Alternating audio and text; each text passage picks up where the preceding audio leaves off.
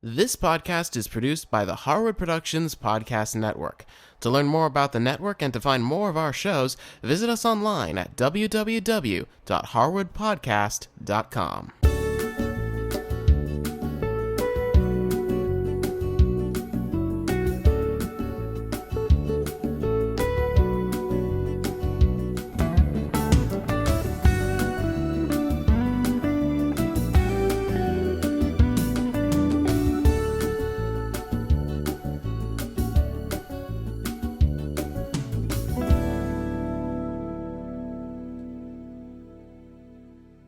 I have Robin back with me again today, and we're going to finish up our table topper that she has designed.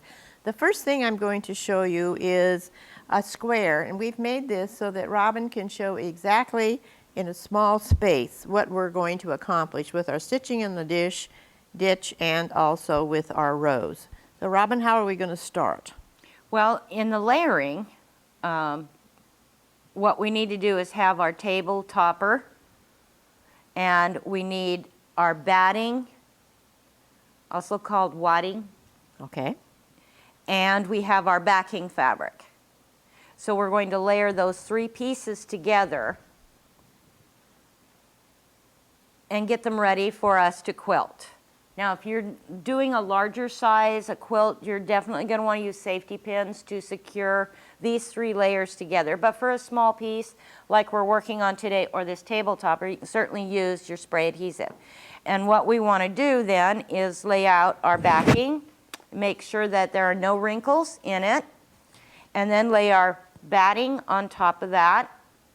We spray it, and do this in a well-ventilated area so that you're not inhaling all these fumes, and then lay your batting on top and press it down. Perfect. And then go ahead and spray this again, and we're going to layer our top on.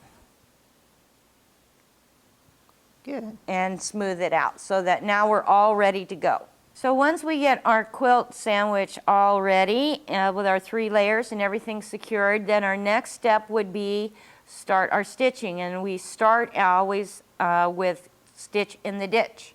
And if you remember, that will be stitching right along the seam lines so that we can secure all of these to the back layer. And this is a very important step. This quilting that we're going to do today, the stitch in the ditch, is our utility quilting.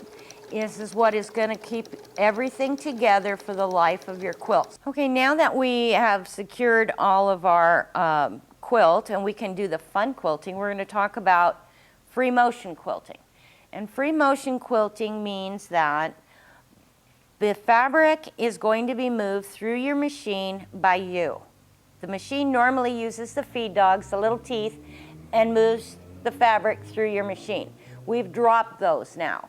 They're going to be dropped, and you are going to push your fabric through your machine in whatever way you want to create the free motion. Very good. So now we're going to make what we're going to do is make these strips stay where we want them to stay. Right, we're going to stabilize them. Stabilize them. So Robin has come along and we've used a little serpentine stitch right along here. And we'll do that in all of our strips. Okay, so how we're going to do this fun stitch here is just by moving your fabric through the machine, but you can also mark it, pre-mark it, and if you'd like to practice this motion just on some paper, some scratch paper, just take this and just do a nice wavy line. That's all this is just a nice simple wavy line. And with this marking, you can follow it then with your free motion. Make it a little easier for yourself. This is a wonderful pen for you to start out using. And this particular one has blue water-soluble ink on this end and an air-soluble ink on this end, the purple one. And these are nice because they don't ruin your fabric. Please don't use ink pens, Sharpies, anything like that. They're permanent. You do not want that on your quilt. These will disappear. Okay, we are at the machine now, and we've done a couple of things to get the machine ready.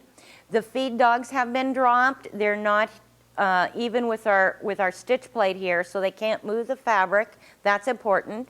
We have changed our foot to a free motion foot or a darning foot. Make sure that you've done that. I have pulled my bobbin thread up, and I have a nice tail here and also my thread. So I'm going to put my little quilt in here, and the first thing I'm going to do is drop my pressure foot down and find my thread that's now lost. There it is. And I'm going to do a needle down and a needle up. And when I do that, what it does is pulls my bobbin thread to the top. And that's an important thing because that keeps it from making a big knot on the back side of your quilt. So when you start quilting, every time you need to pull that bobbin thread to the top. Once it's there, I can go ahead and continue. And like I said, we're moving this through the machine ourselves. The machine is not. So I start and do a couple of stitches just right in line here to anchor it, and then I'm just going to move along this marked line that I've got. Now this does take some practice because the only way the fabric gets sewn is if you move it. So you need to move it at the speed at which you are pushing on your pedal. May take you some practice. When you're done, go ahead and stop at one end and pull it out and cut your threads, and you can move on to another one.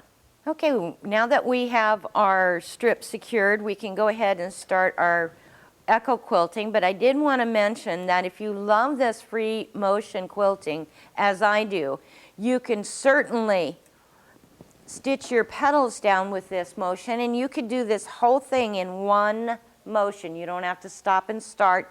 You just keep going, no matter if you run over an edge here. It's all going to look nice. Don't worry about it. But you could certainly do the petals with that.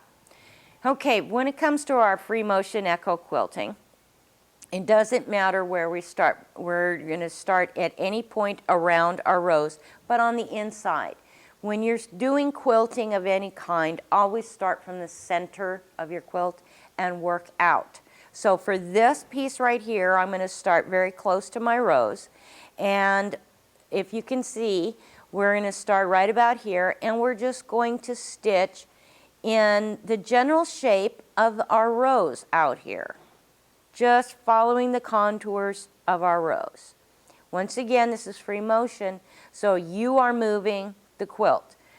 And sometimes when we start, it's so ingrained in us to move our quilts and do these big turns. And remember, this is a very fluid, smooth motion what we're doing. So don't go so fast as you have to make a very quick 90-degree turn on the dime here. We want to do this very softly, very smoothly, and just take our time. It is a nice, fluid, gentle motion. Okay, we've gone ahead and done one row around our rows. Now you would continue doing that and equally spacing as you can all the way around, as this one is, until your entire block is filled. And that will secure very well. Now, if you're still a little bit worried about this, then use your marker once again and mark little dots on your fabric here. Now I'm using the air-soluble side, so this will disappear in a couple hours. And just give yourself a guideline to follow. After doing this for a while, you won't need that, but this will probably help you quite a bit, just giving yourself a little guideline to go by. Okay, now we have used white on this quilt and white thread that I started here, and that will help you hide all of maybe your little mistakes in the beginning. But as a design choice, eventually maybe you'd like to use the variegated on this, which would look very nice also. Give you some color as well as the texture of your echo quilting. Okay, now that we have completed our quilting, we're ready to bind. But before binding, there's a step that's very important, and that is we need to trim our quilt to be even and square. Now this little one we're not done quilting with, but you can see we're starting out a little wonky here, a little uneven, and that's what I'm talking about trimming up. Take your rulers and your rotary cutter and trim it so it's all square around, all the way around, much like this nice pretty one here. Okay, now we're going to get ready to bind, and we are going to be using all of our leftover 2.5-inch strips, and because there's so many of them, we need to sew them together. Now normally you would think that we would just take our strips and put them right sides together and do a 1/4-inch seam, but there's a better way. And that better way is to take our strip and lay it face up, right side up, take our second strip, right side down, and we're going to lay it at a 90-degree angle here, perpendicular to each other. So we have one this way, one this way.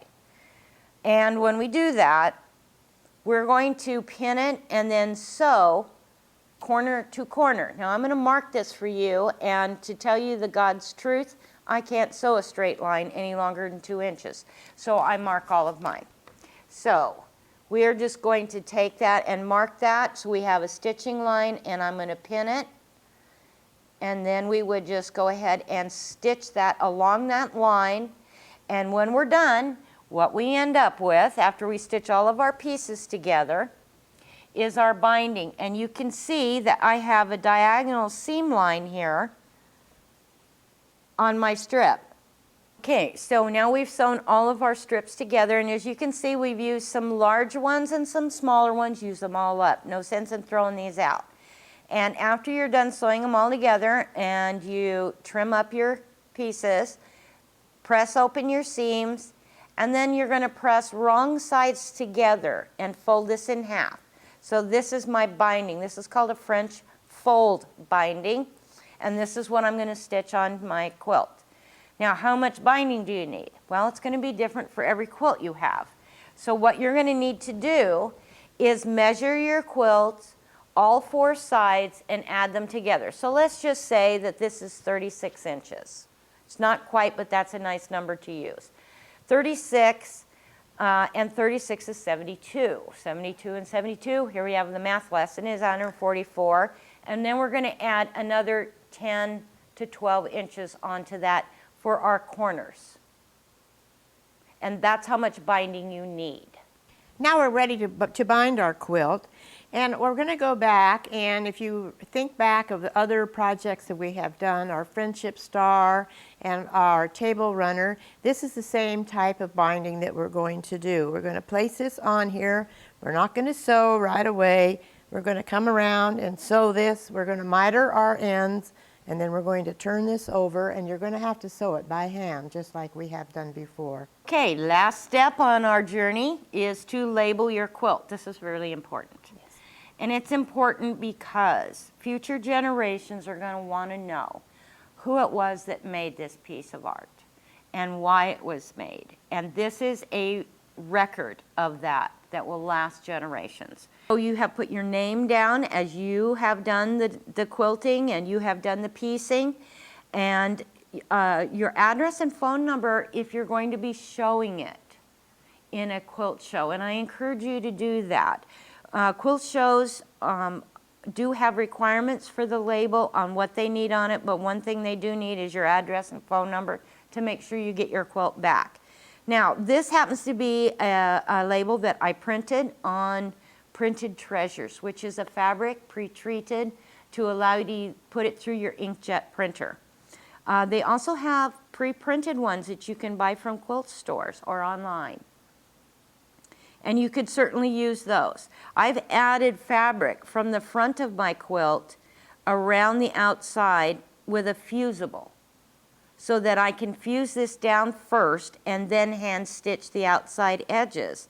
Just remember, you don't want your fusible to peek out over your edge. Doesn't look very nice. Now, and it's hard to get the needle through. It's very hard to sew through, very hard to throw. So you want to make sure that your fusible just comes within that 1/4 inch seam allowance that we would normally leave. And then it's protected, and it's a nice documentation for you to have for generations to come. Now we've finished our toppers, and I'd like to show you the three ones that we have here.